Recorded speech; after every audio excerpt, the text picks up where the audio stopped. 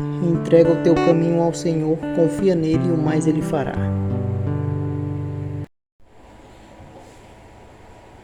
A importância do perdão.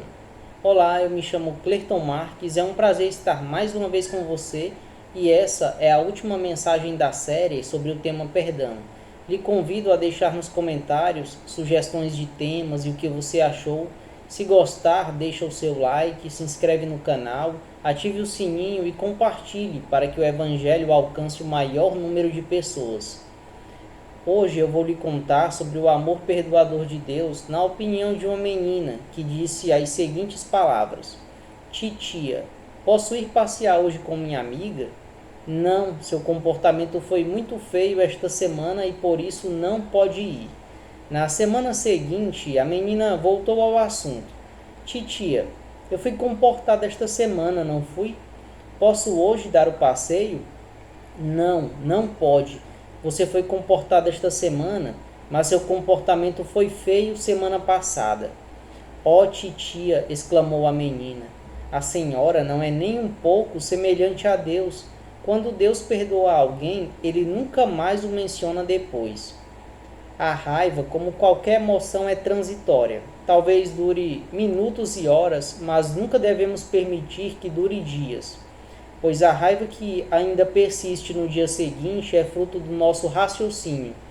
Alimentamos a questão e vamos remoendo essa suposta injustiça, focando apenas naquilo que é negativo. Não podemos considerar isso apenas uma emoção, pois é algo racional. Não faz bem ficar remoendo a raiva por dias. Você já notou que 99 pessoas te fazem um bem, você esquece? Uma pessoa te faz o mal, você fica lembrando dela o tempo inteiro?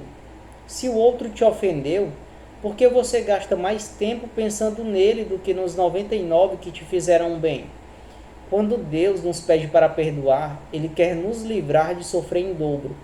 Estudos já comprovaram que perdoar faz bem até à nossa saúde, pois quando perdoamos, o nosso corpo eleva os níveis de ocitocina, hormônio do relacionamento. Melhora a imunidade e a sensação do bem-estar. Aumenta também a liberação de serotonina e dopamina, que são neurotransmissores que melhoram o humor.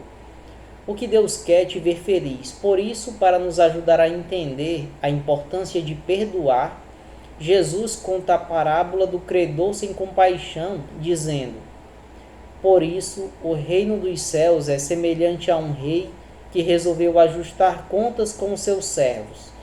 E passando a fazê-lo, trouxeram-lhe um que lhe devia 10.000 talentos. Não tendo ele, porém, com que pagar, ordenou o Senhor que fosse vendido ele, a mulher, os filhos e tudo quanto possuía, e que a dívida fosse paga. Então o servo, prostrando-se reverente, rogou: Sê paciente comigo e tudo te pagarei. E o senhor daquele servo, compadecendo-se, mandou-o embora e perdoou-lhe a dívida.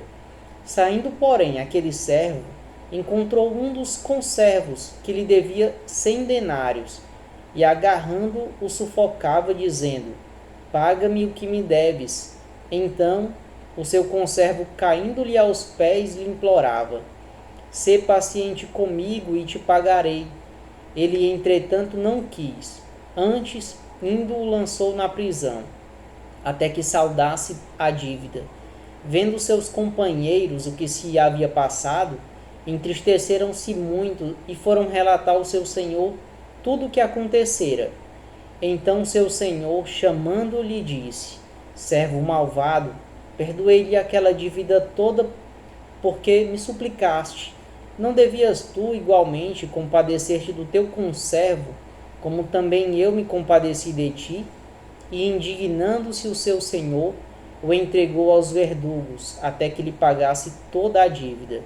Assim também meu Pai Celeste vos fará, se do íntimo não perdoardes cada um a seu irmão. Essa parábola representa como Deus nos trata quando pecamos e a forma pela qual devemos lidar com nossos semelhantes quando somos ofendidos. Pois o rei não representa outro senão Cristo, e os dois servos devedores à humanidade. O primeiro servo devia 10.000 talentos. O talento era uma medida de peso usada para pesar ouro e prata. 10.000 talentos de prata é equivalente a 60 milhões de dias de trabalho, suficiente naquela época para contratar 10.000 trabalhadores por 18 anos. Considerando que usar o exagero era uma maneira de humor naquela época, com isso Jesus levou o ouvinte antigo a baixar a guarda. É possível que alguns dos discípulos e talvez o próprio Jesus tenham sorrido quando Cristo, o grande contador de histórias, mencionou o tamanho da dívida a que o rei permitiu que um de seus servos chegasse, 10.000 talentos. Essa soma provavelmente representava mais que o rendimento anual do próprio rei e talvez mais do que toda a moeda em circulação na maioria dos reinos, como o Egito da época. Já o segundo servo devia 100 denários.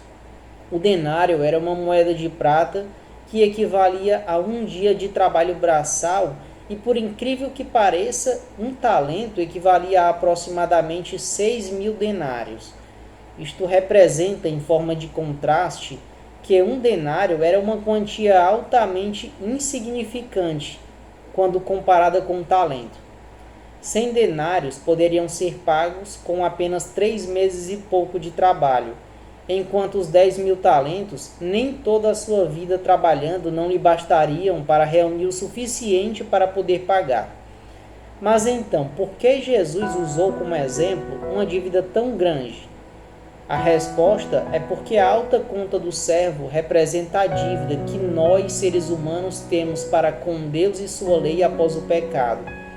Uma dívida impossível de ser paga pelo homem.